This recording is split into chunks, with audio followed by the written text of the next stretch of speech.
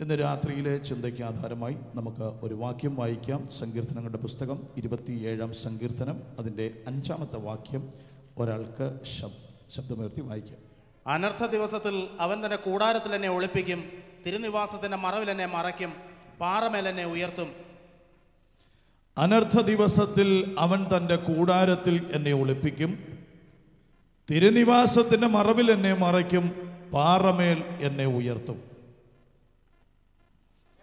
3 കാര്യങ്ങളാണ് സങ്കീർത്തനക്കാരനായ ദാവീദ് ഈ സങ്കീർത്തനത്തിൽ കൂടി നമ്മളെ ഓർമ്മിപ്പിക്കുന്നത്.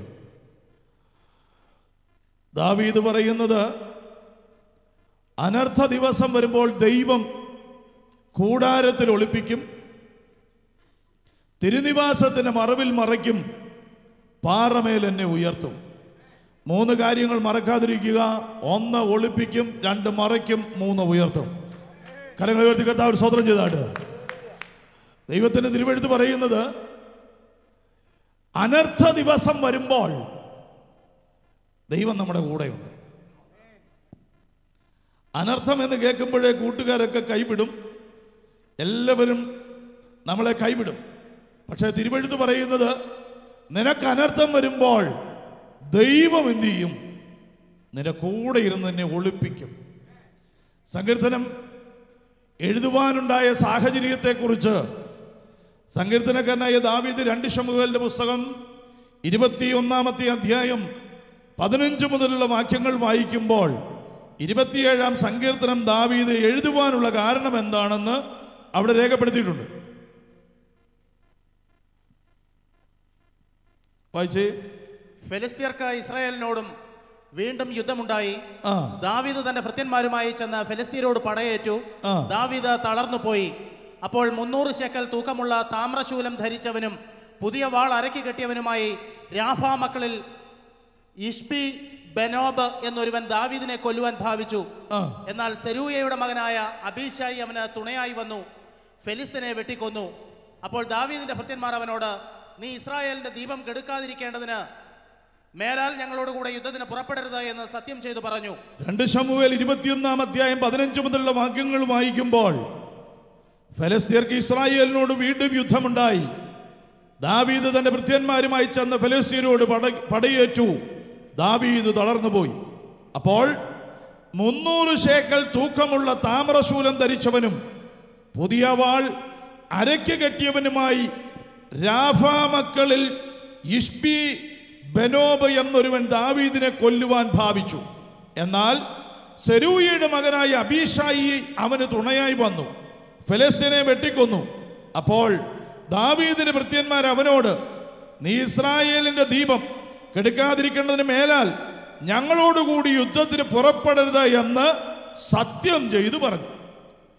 സങ്കീർത്തനക്കാരനായ ദാവീദ് 27-ാം സങ്കീർത്തനം എഴുതുവാനുള്ള കാരണം എന്ന് പറയുന്നത്, ദാവീദ് രാജാവായി തൻ്റെ ജീവിതത്തിൻ്റെ സായാഹ്ന സമയങ്ങളിലേക്ക് എത്തിയ സമയം പല പ്രാവശ്യം ഫെലിസ്ത്യരുമായി ഇസ്രായേൽ ജനം യുദ്ധത്തിൽ ഏർപ്പെട്ടിട്ടുണ്ട്.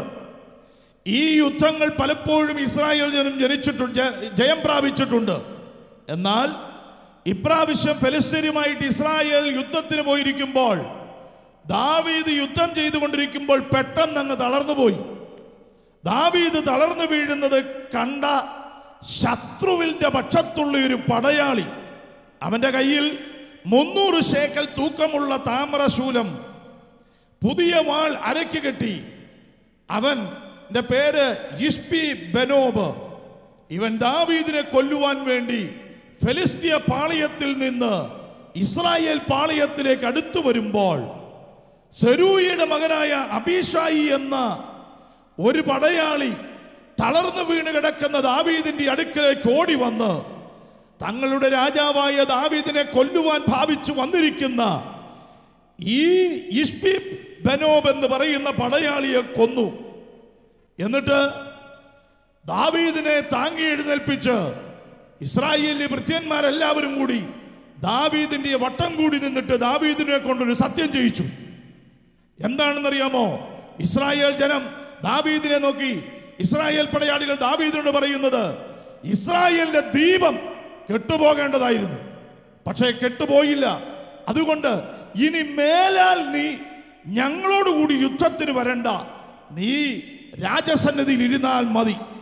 അങ്ങനെ ദാവീദ് പട്ടുപോകേണ്ട സ്ഥാനത്ത്, ഇസ്രായേലിൽ ദാവീദ് എന്ന ദീപം നഷ്ടപ്പെട്ടു പോകേണ്ട സ്ഥാനത്ത്, സ്വർഗത്തിലെ ദൈവം ദാവീദിനെ വിടുവിച്ച വിടുതലിന്റെ പദ്ധതി ഓർത്തുകൊണ്ട്, ദൈവം നടത്തിയ വഴിയെ ഓർത്തുകൊണ്ട്, ദൈവം കൊണ്ടുപോകുന്ന പാതകളെ ഓർത്തുകൊണ്ട്, ദൈവസന്നിധിയിൽ സങ്കീർത്തനക്കാരനായ ദാവീദ് ദൈവസന്നിധിയിൽ ഇരുന്ന് പ്രാർത്ഥിച്ചപ്പോൾ പരിശുദ്ധാത്മാവ് തന്റെ അകത്ത് കൊടുത്ത ചില വാക്കുകൾ ദാവീദ് എഴുതുവാൻ തുടങ്ങി. ദാവീദിനോട് ഇസ്രായേലിലെ ഭൃത്യന്മാർ പറഞ്ഞു, നീ ഇസ്രായേലിന്റെ ദീപമാണ്. പക്ഷേ ദാവീദ് പാട്ടെഴുതിയപ്പോൾ ദാവീദ് 27 സങ്കീർത്തനത്തിന്റെ 1-ാമത്തെ വാക്യത്തിൽ പറയുന്നു, യഹോവ എന്റെ വെളിച്ചം, എന്റെ രക്ഷയാകുന്നു, ഞാൻ ആരെ ഭയപ്പെടും? യഹോവ എന്റെ ജീവന്റെ ബലം, ഞാൻ ആരെ പേടിക്കും? സങ്കീർത്തനക്കാരനായ ദാവീദ് ഇസ്രായേലിന്റെ ദീപമാണെന്ന് ഭൃത്യന്മാർ പറഞ്ഞപ്പോൾ ദൈവസന്നിധിയിൽ ദാവീദ് പാടിയപ്പോൾ പറഞ്ഞത്, കർത്താവേ, ഞാനല്ല ദീപം, ഇസ്രായേലിന്റെ ദീപം നീയാണ്. ദാവീദ് പറയുന്നത്, നീയാണ് എന്റെ വെളിച്ചം, നീയാണ് എന്റെ രക്ഷ. എന്നെ തകർക്കുവാൻ ഫെലിസ്ത്യ പടയാളി കടന്നു വന്നപ്പോൾ അത് ഇസ്രായേലിലെ പടയാളി കണ്ട് അവനെ വകവരുത്തിയെങ്കിൽ എന്റെ രക്ഷ അതെ ആകാശത്തെ ഭൂമിയെ ഉണ്ടാക്കിയ യഹോവയിൽ നിന്ന് വരുന്നു എന്ന് പറഞ്ഞ് സങ്കീർത്തനക്കാരായ ദാവീദ് ദൈവത്തെ മഹത്വപ്പെടുത്തിയതുപോലെ ഇന്ന് രാത്രി എന്നെ കേൾക്കുന്ന ദൈവത്തിന്റെ മക്കൾ തിരിച്ചറിഞ്ഞു. ദാവീദ് ദൈവസന്നിധിയിൽ പ്രാർത്ഥിക്കുകയാണ്, യഹോവ എന്റെ വെളിച്ചം, എന്റെ രക്ഷ, അതുകൊണ്ട് ഞാൻ ആരെ ഭയപ്പെടും? ഇവിടെ സങ്കീർത്തനക്കാരനോട്, ദാവീദിനോട് ഇസ്രായേലിലെ പടയാളികളും ജനവും പറയുന്നത്, നീ ഇനി യുദ്ധത്തിന് വരണ്ട, നിനക്ക് പ്രായമായി, നീ വരണ്ട എന്ന് പറയുമ്പോൾ ദാവീദ് പറയുക, ഞാൻ ആരെ പേടിക്കും? ദാവീദ് പറയുക, ഞാൻ ആരെ ഭയപ്പെടും? കാരണം എന്താന്ന് ചോദിച്ചാൽ, വാർദ്ധക്യത്തോട് അടുത്ത സമയത്ത് പട നയിച്ചുകൊണ്ട് പടക്കളത്തിലായിരിക്കുമ്പോൾ ഞാൻ തളർന്നു പോയെങ്കിൽ ഇന്ന് രാത്രി വിളിച്ചു പറയട്ടെ, ദാവീദ് പറയുക, യഹോവ എന്റെ ജീവന്റെ ബലമാണ്. എന്റെ ജീവിതത്തിന് സായാഹ്ന അവസരങ്ങളിൽ, ജീവിതത്തിൽ തകർന്നു പോകാവുന്ന സാഹചര്യങ്ങൾ, ജീവിതത്തിൽ പകർന്നു പോകാവുന്ന സാഹചര്യങ്ങളിൽ ദാവീദ് പറയുന്നത്, എന്റെ കഴിവ് കൊണ്ടല്ല, എന്റെ മിടുക്ക് കൊണ്ടല്ല, എന്റേതായിരിക്കുന്ന യാതൊന്നുമല്ല. പ്രത്യേക കാരണമെന്ന് ചോദിച്ചാൽ, യഹോവ എന്റെ ജീവന്റെ ബലം, ഞാൻ ആരെ പേടിക്കും? ഇന്ന് രാത്രി എന്നെ കേൾക്കുന്ന ദൈവമക്കൾ മനസ്സിലാക്കിക്കോണം. ഒന്ന്, സങ്കീർത്തനക്കാരനായ ദാവീദ് ഈ കീർത്തനത്തിൽ പറയുന്നത്, എനിക്കാരും പേടിയില്ല. കാരണം എനിക്ക് പേടിയുള്ളത് ആകാശത്തെ ഉണ്ടാക്കിയ, സമുദ്രത്തിലെ വെള്ളത്തെ കൈക്കൊമ്പിളിൽ കൊള്ളിക്കുന്ന, പർവ്വതങ്ങളെ തുലാസ് കൊണ്ട് തൂക്കി നോക്കുന്ന, ആകാശത്തെ തന്റെ കൈച്ചാണ് കൊണ്ട് അളക്കുന്ന ഒരു വലിയവനായ ദൈവമുണ്ട്. എനിക്ക് ആ ദൈവത്തെ അല്ലാതെ വേറെ ആരെ ഭയമില്ല. ഇന്ന് രാത്രി എന്നെ കേൾക്കുന്ന ദൈവത്തിന്റെ പൈതലേ, യഥാർത്ഥമായി ദൈവത്തെ നിനക്ക് ഭയമുണ്ടോ? നീ ഭൂമിയിൽ ആരെ ഭയപ്പെടണ്ട. ദൈവത്തെ ഭയപ്പെടുന്ന, ദൈവത്തിൽ വിശ്വസിക്കുന്ന, ദൈവനാമത്തിന് വേണ്ടി നിൽക്കുന്ന ഒരു ദൈവ പൈതൽ മനസ്സിലാക്കിക്കോ. ദാവീദ് വിളിച്ചു പറയുക, ഫെലിസ്ത്യൻ എന്നെ തകർക്കേണ്ടത്, പക്ഷേ യഹോവ എന്റെ ജീവന്റെ ബലം, യഹോവ എന്റെ രക്ഷ, അവൻ എന്റെ വെളിച്ചം. ദാവീദ് വ്യക്തിപരമായി പറയുക, എന്റെ വെളിച്ചം എന്റെ ദൈവമാണ്. എന്ന് പറഞ്ഞാൽ എന്റെ ജീവിതത്തെ മുൻപോട്ട് നോക്കിയാൽ മൊത്തം ഇരുട്ടാണെങ്കിലും എന്റെ കർത്താവാണ് എന്റെ വെളിച്ചം. അവൻ എന്റെ കൂടെ ഉള്ളത് കൊണ്ട് അവൻ എനിക്ക് വെളിച്ചമായിരിക്കുന്നു. വേദപുസ്തകത്തിൽ ദാവീദ് പറയുന്നുണ്ട്, കൂരിരുളിന്റെ താഴ്വരയിൽ കൂടി നടന്നാലും ഞാൻ ഒരനർത്ഥവും ഭയപ്പെടത്തില്ല. കാരണം എന്താന്ന് ചോദിച്ചാൽ, വെളിച്ചമായ കർത്താവ് എന്റെ കൂടെയുണ്ട്. ഇന്ന് രാത്രി കരങ്ങൾ അടിച്ചു കർത്താവിന് നന്ദി പറഞ്ഞാട്ട്, യേശുവിന്റെ അധികാരമുള്ള നാമത്തിൽ ഇന്ന് രാത്രി കരങ്ങളെ അടിച്ചു കർത്താവിന് നന്ദി പറഞ്ഞാട്ട്, യേശുവിന്റെ അധികാരമുള്ള നാമത്തിൽ. സങ്കീർത്തനക്കാരനായ ദാവീദ് 27 സങ്കീർത്തനം എഴുതുവാനുണ്ടായ കാരണം ഫെലിസ്ത്യരുമായിട്ടുള്ള യുദ്ധം. ഈ യുദ്ധത്തിൽ ദാവീദിനെ കൊണ്ട് ഇവർ സത്യം ജയിച്ചു. ദീപം കെട്ടുപോകാൻ സാധ്യതയുണ്ട്, അതുകൊണ്ട് കെടാതിരിക്കാൻ നീ യുദ്ധത്തിന് വരണ്ട. രണ്ടാമത്തെ വാക്യത്തിൽ ദാവീദ് പിന്നെയും വിളിച്ചു പറയുന്നത് എന്താ നോക്കിയേ. രണ്ടാമത്തെ വാക്യം, എന്റെ വൈരികളും ശത്രുക്കളുമായ ദുഷ്കർമ്മികൾ എന്റെ മാംസം തിന്നുവാൻ എന്നോടടുക്കുമ്പോൾ ഇടറി വീഴും. ഒരു സൈന്യം എന്റെ നേരെ പാളയമിറങ്ങിയാലും എന്റെ ഹൃദയം ഭയപ്പെടുകയില്ല. ദാവീദ് പറയുന്നത് എന്താണെന്നറിയാമോ?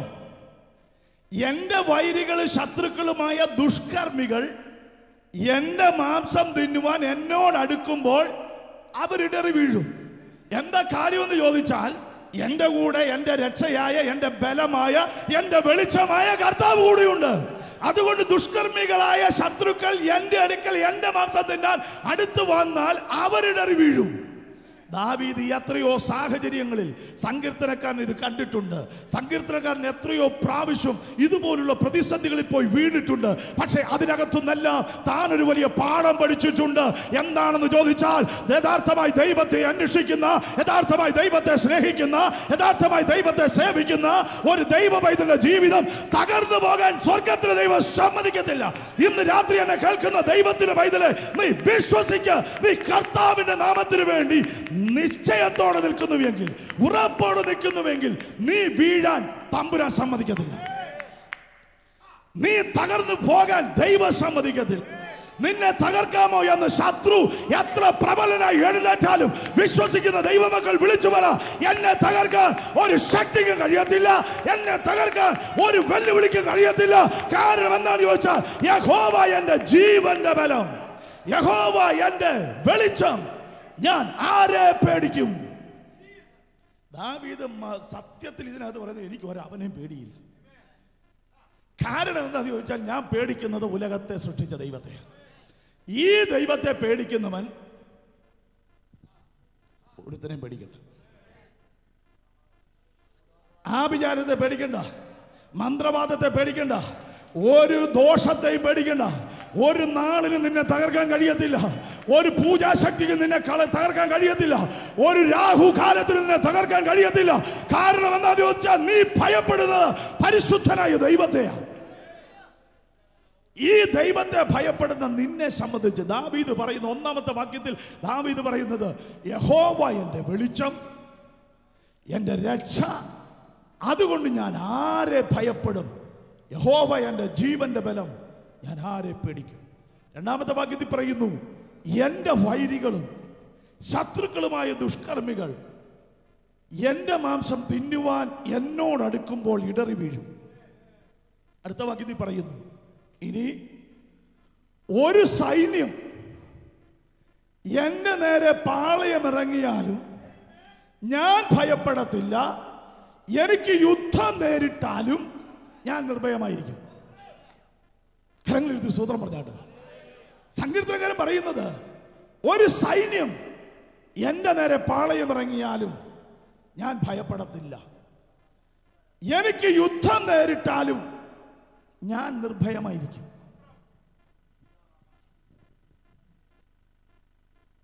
ദാവീദിന്റെ ഒരു ഉറപ്പ്.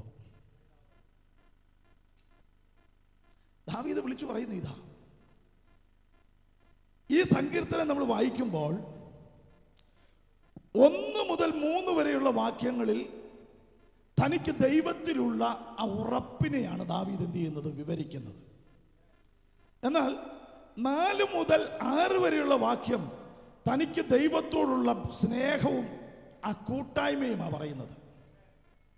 4-ാമത്തെ വാക്യത്തിൽ ദാവീദ് പറയുന്നത്, ഞാൻ യഹോവയോടൊരു കാര്യം അപേക്ഷിച്ചു, അത് തന്നെ ഞാൻ ആഗ്രഹിക്കുന്നു, യഹോവയുടെ മനോഹരത്വം കാണുവാനും അവന്റെ മന്ദിരത്തിൽ ധ്യാനിപ്പാനും എൻ്റെ ആയുഷ്കാലമൊക്കെയും ഞാൻ യഹോവയുടെ ആലയത്തിൽ പാർക്കേണ്ടതിനും തന്നെ. ദാവീദ് പറയുന്നത്, എനിക്ക് ദൈവത്തോട് ഒരൊറ്റ കാര്യമേ പറയാനുള്ളൂ. എന്താ പറയുന്നത്? യഹോവയുടെ മനോഹരത്വം കാണണം, അവന്റെ മന്ദിരത്തിൽ ധ്യാനിക്കണം, എൻ്റെ ആയുഷ്കാലമൊക്കെയും ഞാൻ യഹോവയുടെ ആലയത്തിൽ പാർക്കണം. എന്ന് പറഞ്ഞാൽ ദൈവത്തിൻ്റെ തിരുനിവാസത്തിൻ്റെ സാന്നിധ്യത്തിൽ ഭൂമിയിൽ ജീവിക്കുന്ന കാലത്തോളം എനിക്ക് ജീവിക്കണം. എത്ര മനോഹരമായൊരു പ്രാർത്ഥന! ദാവീദിന് വേറെ കൂടുതൽ വിഷയമൊന്നുമില്ല. ദാവീദ് പറയുന്നത്, എനിക്ക് ജീവിക്കുന്ന കാലമൊക്കെ ദൈവസാന്നിധ്യം അനുഭവിച്ച് ദൈവത്തിൻ്റെ ആലയത്തിൽ പാർക്കണം. ഇതേ ഉള്ളൂ ദാവീദിന്റെ ആഗ്രഹം. അങ്ങനെ ആഗ്രഹിക്കുന്ന ദാവീദ് ദൈവസന്നിധിയിൽ പറയുകയാണ്, അനർത്ഥ ദിവസത്തിൽ. ഈ 4-ാമത്തെ വാക്യം മറക്കല്ലേ. 5-ാമത്തെ വാക്യം പ്രസംഗ വിഷയമെങ്കിലും 4-ാമത്തെ വാക്യം വായിച്ചിട്ട് 5-ാമത്തെ വിഷയത്തിലേക്ക് വന്നാലേ സംഭവത്തിൻ്റെ ആ ലോക്ക് മനസ്സിലാക്കി. ദാവീദിന്റെ പ്രാർത്ഥനയിൽ ദാവീദ് പ്രാർത്ഥിക്കുന്നത്, ഞാൻ യഹോവയുടെ ഒരു കാര്യം അപേക്ഷിച്ചു, അത് തന്നെ എൻ്റെ ആഗ്രഹം. യഹോവയുടെ മനോഹരത്വം കാണണം, അവന്റെ മന്ദിരത്തിൽ ധ്യാനിക്കണം. എൻ്റെ ആയുഷ്കാലമൊക്കെയും ഞാൻ യഹോവയുടെ ആലയത്തിൽ പാർക്കേണ്ടതിന് തന്നെ. അതായത് ഭൂമിയിൽ ജീവിക്കുന്ന കാലമെല്ലാം ദൈവസാന്നിധ്യമുള്ളിടത്ത് ജീവിക്കണം, താമസിക്കണമെന്ന് ആഗ്രഹം താൻ ദൈവസന്നിധി പ്രാർത്ഥിച്ചതിന് ശേഷം താൻ പറയുകയാ, ദൈവസാന്നിധ്യത്തിൽ പാർക്കുന്ന എൻ്റെ ജീവിതത്തിൽ ഒരനർത്ഥം വന്നാൽ, യഹോവേ എനിക്കൊരു കാര്യമേ ആഗ്രഹമുള്ളൂ, ഞാനൊന്നേ നിന്റെ സന്നിധി പ്രാർത്ഥിക്കുന്നുള്ളൂ. എന്താ എന്റെ പ്രാർത്ഥന? നിന്റെ മനോഹരത്വം കാണുവാൻ, നിന്റെ മന്ദിരത്തിൽ ധ്യാനിപ്പാൻ, ആയുഷ്കാലമൊക്കെയും യഹോവയുടെ ആലയത്തിൽ പാർക്കേണ്ടതിന് തന്നെ. അപ്പോൾ ഈ ആഗ്രഹം ദൈവസന്നിധി പ്രാർത്ഥിക്കുന്ന ദാവീദ് ദൈവസന്നിധിയിൽ പറയുകയാണ്, എനിക്കൊരനർത്ഥം വന്നാൽ അനർത്ഥ ദിവസത്തിൽ അവൻ തൻ്റെ കൂടാരത്തിൽ എന്നെ ഒളിപ്പിക്കും. ദൈവം എവിടെയാണ് ഒളിപ്പിക്കുന്നത്? തൻ്റെ കൂടാരത്തിൽ എന്ന് പറഞ്ഞാൽ ഈ സങ്കീർത്തനങ്ങളുടെ പുസ്തകത്തിൽ 91 സങ്കീർത്തനം, അതിന്റെ 1-ാമത്തെ വാക്യം ഒന്ന് വായിച്ച. സങ്കീർത്തനം 91. അത്യുന്നതന്റെ മറവിൽ വസിക്കുകയും സർവശക്തന്റെ നിഴലിൻ കീഴിൽ പാർക്കുകയും ചെയ്യുന്നവൻ യഹോവയെ കുറിച്ച്, അവൻ എന്റെ സങ്കേതവും കോട്ടയും ഞാൻ ആശ്രയിക്കുന്ന എന്റെ ദൈവവും എന്ന് പറയുന്നു. അത്യുന്നതന്റെ മറവിൽ വസിക്കുകയും സർവശക്തന്റെ നിഴലിൻ കീഴിൽ പാർക്കുകയും ചെയ്യുന്നവൻ എന്ന് പറഞ്ഞിരിക്കുന്നു. He that dwelleth in the secret place of the Most High shall abide under the shadow of the Almighty എന്ന് പറഞ്ഞാൽ അത്യുന്നതന്റെ മറവിൽ വസിക്കുക എന്നുള്ളതിന് ഇംഗ്ലീഷിൽ കൊടുത്തിരിക്കുന്നത് സീക്രട്ട് പ്ലേസ്. ദൈവത്തിന്റെ കൂടാരത്തിൽ പാർക്കുക എന്ന് പറഞ്ഞാൽ അനർത്ഥ ദിവസത്തിൽ നിനക്കൊരു പ്രതിസന്ധി വരുമ്പോൾ സ്വർഗത്തിലെ ദൈവം നിന്നെ പാർപ്പിക്കാൻ പോകുന്നത് കൂടാരത്തിലല്ല, ദൈവത്തിന്റെ സീക്രട്ട് പ്ലേസിൽ. എന്ന് പറഞ്ഞാൽ ഇന്ന് രാത്രി മനസ്സിലാക്കിക്കോ, നിനക്കൊരു അനർത്ഥം വരുമ്പോൾ, നിനക്കൊരു പ്രതിസന്ധി വരുമ്പോൾ, നിനക്കൊരു ബുദ്ധിമുട്ട് വരുമ്പോൾ, നിന്റെ ജീവിതത്തെ തകർത്തു കളയുവാൻ ശത്രുവായവൻ എത്ര ശക്തിയോടെ എഴുന്നേറ്റ് വന്നാലും ദൈവത്തിന്റെ രഹസ്യ സ്ഥലത്ത് സ്വർഗത്തിലെ ദൈവം നിന്നെ സൂക്ഷിച്ചിരിക്കുന്ന നിന്നെ കണ്ടുപിടിച്ച് നിന്നെ തകർക്കുവാൻ ഒരു ശക്തിക്ക് കഴിയത്തില്ല. ഇന്ന് രാത്രി എന്നെ കേൾക്കുന്ന ദൈവമക്കൾ മനസ്സിലാക്കണേ, പിശാചിനെ തട്ടിക്കളിക്കാൻ നിന്നെ വിട്ടുകൊടുക്കത്തില്ലെന്ന്. നിന്റെ നന്മ ചോർത്തിക്കൊണ്ട് പോകാൻ പിശാചിന് ദൈവം വിട്ടുകൊടുക്കത്തില്ല. കാരണം എന്താണെന്ന് ചോദിച്ചാൽ, മുന്നമേ അവന്റെ രാജ്യവും നീതിയും അന്വേഷിക്കുക എന്ന് പറഞ്ഞാൽ സങ്കീർത്തനകനായ ദാവീദിന്റെ ഭാഷയിൽ ദൈവത്തോട് പ്രാർത്ഥിക്കുന്ന ഒറ്റ പ്രാർത്ഥനയുള്ളൂ, യഹോവേ നിന്റെ മനോഹരത്വം കാണുവാൻ, നിന്റെ മന്ദിരത്തിൽ ധ്യാനിപ്പാൻ, അത് മാത്രമല്ല എന്റെ ജീവകാലം മൊത്തം നിന്റെ ആലയത്തിൽ ജീവിക്കുവാൻ ഞാൻ ആഗ്രഹിക്കുന്നു. ഇങ്ങനെ ആഗ്രഹവും പ്രാർത്ഥനയും ഉള്ള ഒരു ദൈവ പൈതലിനെ പിശാച് പന്ത് തട്ടുന്നത് പോലെ തട്ടാൻ തമ്പുരാൻ വിട്ടുകൊടുക്കത്തില്ല. അങ്ങനെയുള്ളൊരു ദൈവ പൈതലിനുള്ള ദൈവിക ദൂതെന്ന് പറയുന്നത്, നിന്നെ തൊടുന്നവൻ എൻ്റെ കണ്ണിന്റെ കൃഷ്ണമണിയെ തൊടുന്നു. സ്വർഗത്തിലെ ദൈവത്തിന്റെ വാഗ്ദത്തം എന്ന് പറയുന്നത് അത്. അങ്ങനെ ആരെങ്കിലും ദൈവം വെല്ലുവിളിക്കുക പിശാചിനോട്, നിനക്ക് തൊടാമെങ്കിൽ തൊട, നീ അവനെ തൊടുന്നു എങ്കിൽ നീ തിരിച്ചറിഞ്ഞോ, എൻ്റെ കണ്ണിന്റെ കൃഷ്ണമണിയെ നീ തൊടുന്നു. ഇതാ വിശ്വാസം. നിന്നെ തൊടാൻ ഒരു പിശാചിനും കഴിയത്തില്ല, നിന്നെ തൊടാൻ ഒരു അധികാര മാർഗത്തിനും കഴിയത്തില്ല. കാരണം എന്താന്ന് ചോദിച്ചാൽ, നീ അടുത്ത ഒരു അധികാരത്തിന് കീഴിൽ വസിക്കുന്നവനാ, അടുത്ത ഒരു ലെവലിൽ ജീവിക്കുന്നവനാ. ആ റിലത്തിൽ ജീവിക്കുന്ന നിന്നെ തൊടാൻ ഒരു ശക്തിക്കും കഴിയത്തില്ല. ദൈവത്തിന്റെ തിരുവെഴുത്ത് പറയുന്നത്, അനർത്ഥ ദിവസത്തിൽ അവൻ നിന്നെ തന്റെ കൂടാരത്തിൽ ഒളിപ്പിക്കും. ഈ ദൈവത്തിന്റെ ഒളിപ്പിക്കുന്ന സ്ഥലം എവിടെയാണെന്ന് ഒരു മനുഷ്യനും കണ്ടുപിടിക്കാൻ പറ്റത്തില്ല. ചിലപ്പോൾ ശത്രുവിന്റെ മൂക്കിന്റെ കീഴിലായിരിക്കും നീ താമസിക്കുന്നത്. ചരിത്രം വായിച്ചാൽ നമുക്ക് അങ്ങനെ കാണാൻ കഴിയത്തുള്ളൂ. പുറപ്പാടിന്റെ പുസ്തകം 2-ാമത്തെ അധ്യായം വായിച്ചാൽ, പുറപ്പാടിന്റെ പുസ്തകത്തിൽ ഈജിപ്റ്റ് ഫറവോ രാജാവായിരിക്കുന്ന ഫറവോ ഒരു കൽപ്പന പുറപ്പെടുവിച്ചു. എന്താ കൽപ്പന എന്നറിയാമോ? പുറപ്പാടിന്റെ പുസ്തകം 2-ാമത്തെ അധ്യായം 1-ാമത്തെ വാക്യം ഒന്ന് വായിച്ചേ. എന്നാൽ ലേവി കുടുംബത്തിലെ ഒരു പുരുഷൻ പോയി ഒരു ലേവ്യ കന്യകയെ പരിഗ്രഹിച്ചു. പുറപ്പാടിന്റെ പുസ്തകം 1-ാമത്തെ അധ്യായത്തിന്റെ അവസാനത്തെ 2 വാക്യങ്ങൾ കൂടി ഒന്ന് വായിച്ചേ. അതുകൊണ്ട് ദൈവം സൂതികർമ്മിണികൾക്ക് നന്മ ചെയ്തു, ജനം വർദ്ധിച്ച് കുറച്ചുകൂടെ മുകളിൽ നിന്ന് വായിച്ചാട്ട് ഞാനതൊന്ന്. എന്നാൽ മിസ്രൈം രാജാവ് ശിപ്ര എന്നും പൂവ എന്നും പേരുള്ള എബ്രായ സൂതികർമ്മിണികളോട്, എബ്രായ സ്ത്രീകളുടെ അടുക്കൽ നിങ്ങൾ സൂതികർമ്മത്തിന് ചെന്ന് പ്രസവശയ്യയിൽ അവരെ കാണുമ്പോൾ കുട്ടി ആണാകുന്നുവെങ്കിൽ നിങ്ങൾ അതിനെ കൊല്ലണം, പെണ്ണാകുന്നുവെങ്കിൽ ജീവനോടിരിക്കട്ടെ എന്ന് കൽപ്പിച്ചു. അത് പുറപ്പാടിന്റെ പുസ്തകം 1-16 വാക്യത്തിൽ പറയുന്നത്, എബ്രായ സ്ത്രീകളുടെ അടുക്കൽ നിങ്ങൾ സൂതികർമ്മത്തിന് ചെന്ന് പ്രസവശയ്യയിൽ അവരെ കാണുമ്പോൾ കുട്ടി ആണാകുന്നു എങ്കിൽ നിങ്ങൾ അതിനെ കൊല്ലണം, പെണ്ണാകുന്നു എങ്കിൽ ജീവനോടിരിക്കട്ടെ എന്ന് കൽപ്പിച്ചു. അടുത്തത്, സൂതികർമ്മിണികളോ ദൈവത്തെ ഭയപ്പെട്ടു. സൂതികർമ്മിണികൾക്ക് ദൈവത്തെ ഭയമാ. മിസ്രൈം രാജാവ് തങ്ങളോട് കൽപ്പിച്ചതുപോലെ ചെയ്യാതെ ആൺകുഞ്ഞുങ്ങളെ ജീവനോടെ രക്ഷിച്ചു. അതായത് ഈ ഫറവോ രാജാവിന്റെ ഒരു ഭയം, അടിമകളായിരിക്കുന്ന എബ്രായർ അവരുടെ കുഞ്ഞുങ്ങൾ ജനിച്ചു വളർന്നു വരുന്നു, ഇവരെക്കാൾ കൂടുതലായ പോപ്പുലേഷൻ ഇവർ വളർന്നു വന്നാൽ ഇവരിന് രാജ്യം കീഴടക്കുമോ എന്നുള്ള ഭയം. അതുകൊണ്ട് ഫറവോ രാജാവ് പറഞ്ഞു, ഇനി എബ്രായ കുടുംബത്തിൽ ഒരു ആൺകുട്ടി പോലും ജനിക്കാൻ പാടില്ല. അങ്ങനെ ഒരു യഹൂദന് ആൺകുട്ടി ജനിച്ചാൽ ആ കുഞ്ഞിനെ കൊന്നുകളയണമെന്നാണ് സൂതികർമ്മിണികളോടുള്ള രാജാവിന്റെ കൽപ്പന. പക്ഷേ കൽപ്പന രാജാവിന്റെ ആണെങ്കിലും രാജാവിനേക്കാൾ കൂടുതൽ ഇവർ ദൈവത്തെ ഭയപ്പെട്ടു. അതുകൊണ്ട് എന്ത് ചെയ്തു? 18-ാം വാക്യം, അപ്പോൾ മിസ്രൈം രാജാവ് സൂതികർമ്മിണികളെ വരുത്തി, ഇതെന്തൊരു പ്രവൃത്തി, നിങ്ങൾ ആൺകുഞ്ഞുങ്ങളെ ജീവനോടെ രക്ഷിക്കുന്നത് എന്താ എന്ന് ചോദിച്ചു. സൂതികർമ്മിണികൾ ഫറവോനോട്, എബ്രായ സ്ത്രീകൾ മിസ്രൈമ്യ സ്ത്രീകളെ പോലെയല്ല, അവർ നല്ല തിറമുള്ളവർ, സൂതികർമ്മിണികൾ അവരുടെ അടുക്കൽ എത്തും മുൻപേ അവർ പ്രസവിച്ചു കഴിയുമെന്ന് പറഞ്ഞു. ദൈവത്തിന് ഒരു കാര്യം ചെയ്യാൻ തീരുമാനിച്ചാൽ പിശാച് പ്ലാൻ ചെയ്യുന്നതിന് മുമ്പേ ദൈവം അഡ്വാൻസ് ആയിട്ട് കാര്യങ്ങൾ ചെയ്തിരിക്കും. Price the Lord. അതുകൊണ്ട് നിങ്ങൾ മനസ്സിലാക്കേണ്ടത്, ദൈവം ഒരു കാര്യം തീരുമാനിച്ചിട്ടുണ്ടെങ്കിൽ അതേ നടക്കും. സൂതികർമ്മിണികളെ ചട്ടം കെട്ടി കാര്യങ്ങൾ ക്രമീകരിക്കാൻ ഫറവോ തീരുമാനിച്ചപ്പോൾ ഫറവോയുടെ അടുത്ത് സൂതികർമ്മിണികൾ പറയുക, എബ്രായ സ്ത്രീകൾ മിസ്രൈമ്യ സ്ത്രീകളെ പോലെ അല്ല, അവർ നല്ല തിറവുള്ളവർ. സൂതികർമ്മിണികൾ അവരുടെ അടുക്കൽ എത്തും മുമ്പേ അവർ പ്രസവിച്ചു കഴിയും എന്ന് പറഞ്ഞു. അടുത്തത്, അതുകൊണ്ട് ദൈവം സൂതികർമ്മിണികൾക്ക് നന്മ ചെയ്തു, ജനം വർദ്ധിച്ച് ഏറ്റവും ബലപ്പെട്ടു.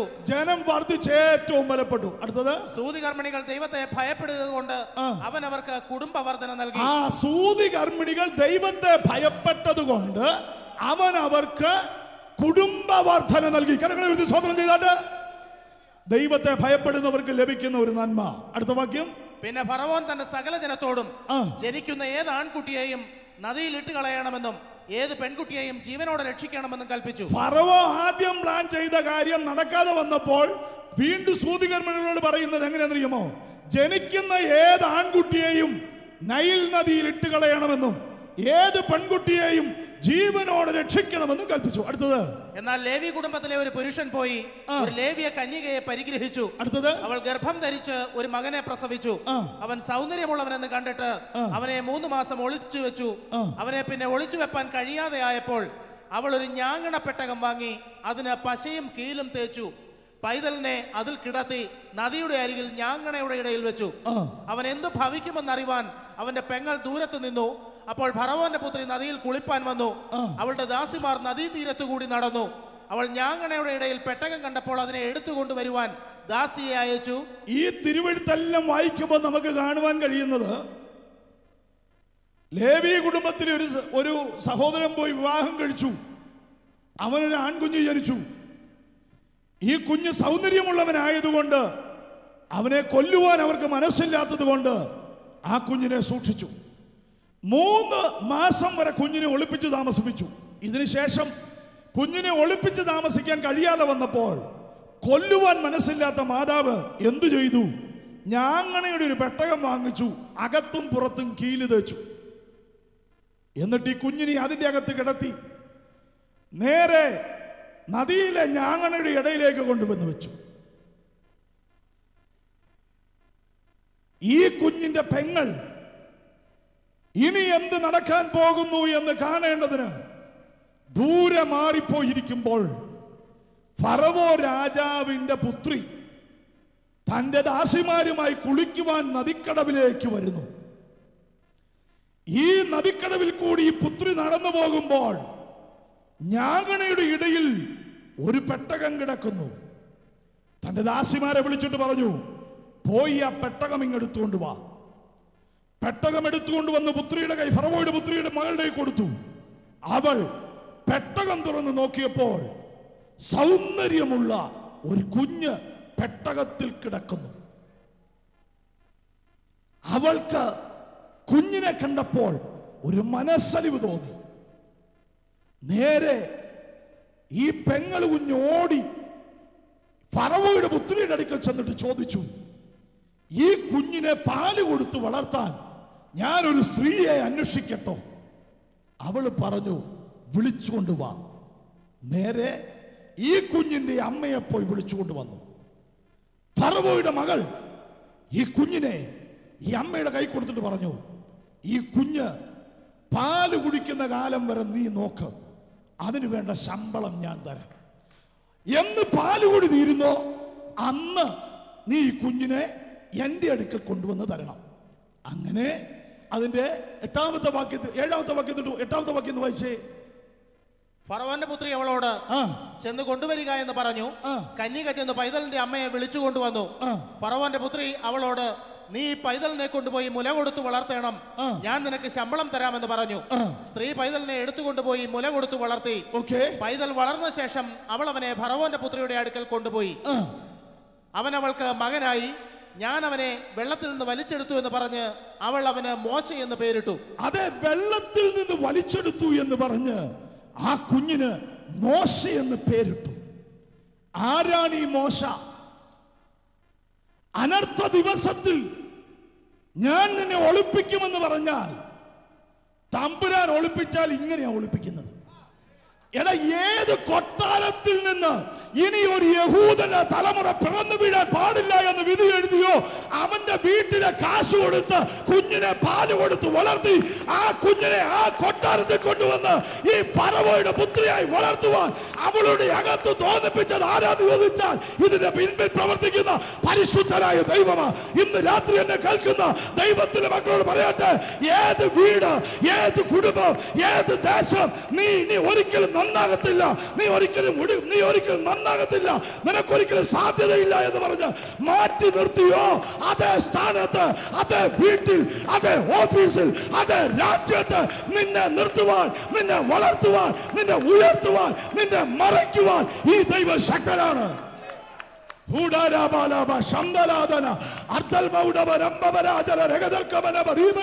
യേശുവിന്റെ അധികാരമുള്ള നാമത്തിൽ ഇന്ന് രാത്രി എന്നെ കേൾക്കുന്ന ദൈവത്തിന്റെ പൈതലെ, ഏത് ദേശത്ത്, ഏത് കൊട്ടാരത്തിൽ നിന്ന് എബ്രായ ബാലൻ ജനിച്ചാൽ നദിയിൽ എറിഞ്ഞ് കൊല്ലണമെന്ന് കൽപ്പന പുറപ്പെടുവിച്ചോ അതേ കൊട്ടാരത്തിന്റെ അകത്ത്, അതേ വീട്ടിന്റെ അകത്ത്, അതേ രാജാവിന്റെ മകനായി, അതേ രാജാവിന്റെ മകനായി അവനെ വളർത്തുവാൻ സ്വർഗത്തിലെ ദൈവം അവനെ അതിനകത്ത് ഒളിപ്പിച്ചു. ഇന്ന് രാത്രി എന്നെ കേൾക്കുന്ന ദൈവം എന്ന് മനസ്സിലാക്കൂ. ദൈവത്തിന്റെ സീക്രട്ട് പ്ലേസ് എന്ന് പറഞ്ഞാൽ ശത്രുവിന്റെ വീടായിരിക്കും. ദൈവത്തിന്റെ സീക്രട്ട് പ്ലേസ് എന്ന് പറഞ്ഞാൽ നിനക്ക് ഏറ്റവും ദോഷം ചെയ്തവന്റെ വീട്, അവന്റെ കമ്പനി, ആ രാജ്യം, അതായിരിക്കും നിന്റെ ക്യാപിറ്റൽ. ഇത് വെറുതെ പറഞ്ഞതല്ല. ഏത് ദേശം യേശു കർത്താവിനെ, ഏത് ദേശം, ഏത് രാജ്യം യേശു കർത്താവിനെ അപമാനിച്ചോ, ഏത് രാജ്യം യേശു ക്രിസ്തുവിനെ തുപ്പിയോ, ഏത് രാജ്യം യേശു ക്രിസ്തുവിനെ അപമാനിച്ചോ, ഏത് രാജ്യം അതെ യേശുവിനെ കള്ള എന്ന് വിളിച്ചോ അതേ രാജ്യത്തിന്റെ ക്യാപിറ്റൽ ആയിരിക്കും യേശുവിന്റെ മടങ്ങി വരവിൽ യേശുവിന്റെ ക്യാപിറ്റൽ. അതേ രാജ്യത്ത് കള്ളനെന്ന് വിളിച്ചവൻ രാജാവെന്ന് വിളിക്കപ്പെടും. ഇന്ന് രാത്രി കേൾക്കുന്ന ദൈവത്തിന്റെ പൈതലെ, ദൈവത്തിന്റെ സീക്രട്ട് പ്ലേസ് ഇതാ. Praise the Lord. യേശുവിലേക്ക് നോക്കിയാൽ യേശു ക്രിസ്തുവിന്റെ പരസ്യ ശുശ്രൂഷയിൽ യഹൂദന്മാർ യേശുവിനെ കള്ള എന്ന് വിളിച്ചു. യേശു ക്രിസ്തുവിന്റെ മുഖത്ത് തുപ്പി, യേശു ക്രിസ്തുവിന്റെ മുഖത്തേക്ക് മുഷ്ടി ചുറ്റി കുത്തി, അവന്റെ മുഖത്തെ രോമങ്ങൾ പഴുതെടുത്തു, അവന്റെ വസ്ത്രങ്ങൾ അഴിച്ചെടുത്ത് ആക്ഷേപിച്ചു. ഭാരമേറിയ കുരിശു ചുവന്നുകൊണ്ട് കള്ളന്മാരുടെ മധ്യത്തിൽ മുൾക്കിരിയുടെ ഭാര്യയായി രാജാവേ എന്ന് വിളിച്ച് അപമാനിച്ച് ക്രൂശിച്ചു എങ്കിൽ ഇനി കർത്താതി കർത്താവ്, രാജാതി രാജാവ് മടങ്ങി വരുമ്പോൾ ഏത് സ്ഥലമായിരിക്കും അവന്റെ ക്യാപിറ്റൽ എന്ന് ചോദിച്ചാൽ, ഏത് പട്ടണം അപമാനിച്ചോ, ഏത് ജലം തള്ളിക്കളഞ്ഞോ, ഏത് ജലം അപവാദം പറഞ്ഞോ അതേ സ്ഥാനമായിരിക്കും യേശുവിന്റെ ക്യാപിറ്റൽ. ഇന്ന് രാത്രി എന്നെ കേൾക്കുന്ന ദൈവത്തിന്റെ പൈതലേ, നിന്നെ ഏത് വീട് ഇറക്കി വിട്ടോ, നിന്നെ ഏത് വീട്ടുകാർ അപമാനിച്ചോ, അതേ വീടായിരിക്കും നിന്റെ ക്യാപിറ്റൽ. ഇന്ന് രാത്രി വിശ്വാസമുള്ളവർ കരങ്ങളെ അടിച്ച് ദൈവജനം ദൈവത്തിന് നന്ദി പറഞ്ഞാണ്. ഏത് സ്ഥലത്ത്, ഏത് രാജ്യത്ത്, ഏത് പട്ടണത്തിൽ, ഏത് അവസ്ഥയിൽ നീ അപമാനിക്കപ്പെട്ടോ, അതേ പട്ടണത്തിൽ, അതേ സ്ഥലത്ത്, അതേ രാജ്യത്ത് ദൈവം നിന്നെ മാനിക്കും.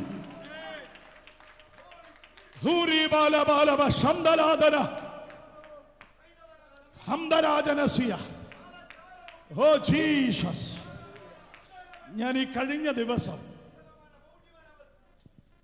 ഒബാമയുടെ വൈഫിന്റെ ഒരു ടെസ്റ്റിമണി കേൾക്കുവാനിടയായി. ആ സഹോദരി വൈറ്റ് ഹൗസിൽ താമസിക്കുമ്പോൾ തിരിഞ്ഞു നിന്ന് കഴിഞ്ഞ കാലങ്ങളെ ഒന്ന് വിലയിരുത്തി ആ സഹോദരിയുടെ ഒരു സ്റ്റേറ്റ്മെന്റ് ഉണ്ട്. ആ സഹോദരി പറയുന്നത്, ചില നൂറ്റാണ്ടുകൾക്ക് പിറകിലേക്ക് തിരിഞ്ഞാൽ അമേരിക്കൻ ഗവൺമെന്റിന് വേണ്ടി അടിമവേല ചെയ്ത് വൈറ്റ് ഹൗസ് നിർമ്മിച്ചത് അവരുടെ പൂർവ്വ പിതാക്കന്മാരെ കൊണ്ട് അടിമവേല ചെയ്യിച്ച ഈ വൈറ്റ് ഹൗസ് പണിതതിന് ശേഷം ഈ വൈറ്റ് ഹൗസിൽ ഇവർക്ക് കയറാനോ അവിടെ പാർക്കാനോ ഒരു സാഹചര്യവും ഇല്ലായിരുന്നു. എന്നാൽ അന്ന് ഇതിന്റെ കല്ലുകൾ ഓരോന്നും ഉരുട്ടിക്കയറ്റുമ്പോൾ, ഇതിനു വേണ്ടി അധ്വാനിച്ച് ക്ഷീണിച്ചു മടുത്തു വീഴുമ്പോൾ, അതിൻ്റെ അകത്ത് ഇന്ന് രാത്രി ഈ സമയങ്ങളിൽ അതിൻ്റെ പ്രഥമ പൗരനായി കുടുംബമായി ആ പിതാക്കന്മാരുടെ തലമുറകൾക്ക് അതിൻ്റെ അകത്ത് താമസിക്കുവാൻ ഇടയായി തീർന്നതിന്റെ പിൻപിലുള്ള കാര്യമെന്ന് പറയുന്നത്, ഒരു കാലത്ത് ആ മാതാപിതാക്കളുടെ പൂർവികന്മാർ കഷ്ടപ്പെട്ടതാണ്.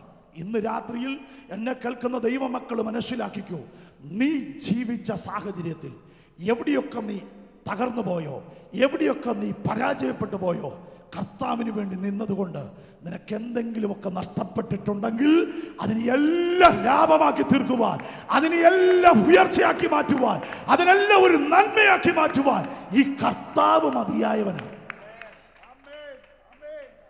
Price the Lord.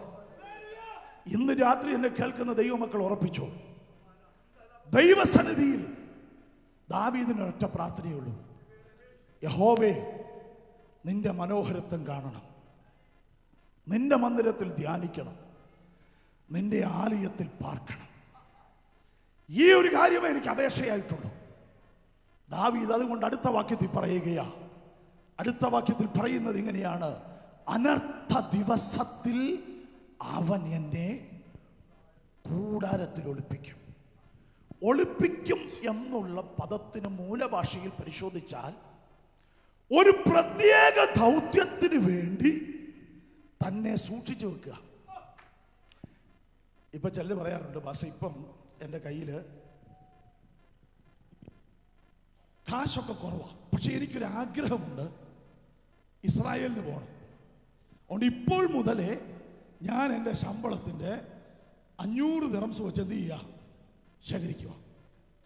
ഈ സൂക്ഷിച്ചു വെക്കുന്നതിന് പിൻപിലൊരു ഉദ്ദേശമുണ്ട്. എന്താ ഉദ്ദേശം എന്ന് ചോദിച്ചാൽ, ഇസ്രായേലിന് ഡിസംബറിലോ ജാനുവരിയിലോ പോകണം. ഇതുപോലെ അനർത്ഥ ദിവസത്തിൽ അവൻ തന്റെ കൂടാരത്തിൽ ഒളിപ്പിക്കും എന്ന് പറഞ്ഞാൽ, ഒളിപ്പിക്കും എന്ന വാക്കിന് മൂലഭാഷയിൽ പരിശോധിച്ചാൽ ഒരു പ്രത്യേക ദൗത്യത്തിന് വേണ്ടി, പ്രത്യേക ഉദ്ദേശത്തിന് വേണ്ടി സൂക്ഷിച്ചു വെക്കുന്നതിനെയാണ്. ചിന്തിച്ചാൽ ഫറവോ അറിയുന്നില്ല നിന്റെ ദേശം കുട്ടിച്ചോറാക്കാനുള്ളവനുള്ള ചോറാ നീ കൊടുക്കുന്നത്. നീ മകനെ എന്ന് വിളിച്ച് വീട്ടിൽ താമസിപ്പിച്ചതും പാല് കൊടുക്കുന്നതിന് ശമ്പളം കൊടുത്തതും ഒരു പ്രത്യേക ഉദ്ദേശത്തിനു വേണ്ടി നിന്നെ കൊണ്ട് തമ്പുരാൻ ചെയ്യിച്ചതാണ്. ഇന്ന് രാത്രി എന്നെ കേൾക്കുന്ന ദൈവത്തിന്റെ പൈതലേ, നിന്നെ കുറിച്ച് സ്വർഗത്തിലെ ദൈവത്തിന് ഒരു ഉദ്ദേശം ഉള്ളത് കൊണ്ട്, ദൈവത്തിനൊരു പദ്ധതി ഉള്ളത് കൊണ്ട്, ചില പ്രത്യേക സാഹചര്യങ്ങളിൽ ദൈവം നിന്നെ സൂക്ഷിക്കുന്നതാ. സൂക്ഷിക്കുന്നതിന് പിൻപിൽ ഒറ്റ ഉദ്ദേശമേ ഉള്ളൂ. മോശയോട് ചോദിച്ചാൽ മോശ പറയും, എന്നെ ദൈവം സൂക്ഷിച്ചതിന്റെ പിൻപിൽ ഈ 40 ലക്ഷം വരുന്ന ജനത്തെ അങ്ങ് കൊണ്ടുപോകാനാണ്. എന്റെ സ്വഭാവം അനുസരിച്ചാണെങ്കിൽ ആദ്യത്തെ സമയത്ത് മിസ്രൈമിനെ തല്ലിക്കൊന്നപ്പോൾ ഇവനെ എന്നെ തല്ലിക്കൊല്ലേണ്ടതാണ്. ഇനി അതല്ലെങ്കിൽ സഹോദരന്മാരുടെ ഇടയിൽ അവർ വഴക്കുണ്ടായപ്പോൾ ഞാൻ പോയി ഇടപെട്ടപ്പോൾ അവന്മാരെന്നെ കൊല്ലേണ്ടതാണ്. ഇനി പെട്ടകത്തിൻ്റെ അകത്ത് ഞാൻ എന്നെ വെച്ചപ്പോൾ ആ പെട്ടകത്തിനകത്ത് നീ നഷ്ടപ്പെടേണ്ടതാ, പക്ഷേ എന്നെ ഒളിപ്പിച്ചു, എന്നെ മറച്ചു. നമ്മുടെ കഴിഞ്ഞകാല ജീവിതത്തിൽ പല പ്രതിസന്ധികളിൽ കൂടി കടന്നുപോയപ്പോൾ ജീവിതം അവസാനിപ്പിച്ചേക്കാം, ഇനി മതി മടുത്തു എന്ന് തീരുമാനിച്ച് അത് ചില രോഗത്തിന്റെ പ്രത്യേക ശക്തികൾ ജീവിതത്തിന് നേരെ പാഞ്ഞടുത്തപ്പോൾ അത് തകർത്ത് കളയാതിരിക്കുവാൻ അതിന്റെ മധ്യത്തിൽ കൂടാരത്തിൽ ഒളിപ്പിച്ചത് എന്തിനാണെന്ന് ചോദിച്ചാൽ ദൈവത്തിനൊരു ഉദ്ദേശമുണ്ട്. There is a purpose. ദൈവം സൂക്ഷിച്ചതിന് പിൻപിൽ ദൈവത്തിനൊരു ഉദ്ദേശമുണ്ട്. ഇന്ന് രാത്രി എന്നെ കേൾക്കുന്ന ദൈവത്തിന്റെ പൈതലെ, യാദൃച്ഛികമായിട്ടായിരിക്കും നീ ഇതിനകത്ത് മീറ്റിങ്ങിന് വന്നത്, ആരെങ്കിലും വിളിച്ചിട്ടായിരിക്കും നീ വന്നത്. പക്ഷെ ഒരു കാര്യം നീ തിരിച്ചറിഞ്ഞോ, പിതാവ് ആകർഷിക്കാതെ ആർക്കും പുത്രനായ യേശുവിന്റെ കൂട്ടായ്മയിൽ വരാൻ കഴിയത്തില്ല. അതുകൊണ്ട് നീ യാദൃച്ഛികമായിട്ടല്ല, ആരും നിർബന്ധിച്ചത് കൊണ്ടല്ല, ദൈവം നിന്നെ ആകർഷിച്ചത് കൊണ്ടാണ്. ഇന്ന് രാത്രിയിൽ എനിക്ക് ഈ സഭയ്ക്ക് കൈമാറാനുള്ള ദൂത, നീ ഒന്നിനെ കുറിച്ചും ഭാരപ്പെടരുത്. ഇത്രയും നാള് ദൈവം നിന്നെ ഒളിപ്പിച്ചത് കൊണ്ടാണ് നീ ജീവനുള്ളവരായിരിക്കുന്നത്. അല്ലെങ്കിൽ എന്നേ നീ പോയേനെ, എന്നേ നീ പിന്മാറിപ്പോയേനെ, എന്നേ നീ തകർന്നു പോയേനെ, എന്നേ നീ രാജ്യം വിട്ടുപോയേനെ. അങ്ങനെയൊക്കെ ശ്രമിച്ചു പോയിട്ടും നിന്നെ മടക്കിക്കൊണ്ടു വന്നിരിക്കുന്നതിന് പിൻപിൽ ദൈവത്തിനൊരു ഉദ്ദേശമുണ്ട്, ദൈവത്തിനൊരു പദ്ധതിയുണ്ട്. അത് നിന്റെ നാശത്തിനല്ല, അത് നിന്റെ ഉയർച്ചയ്ക്കാ.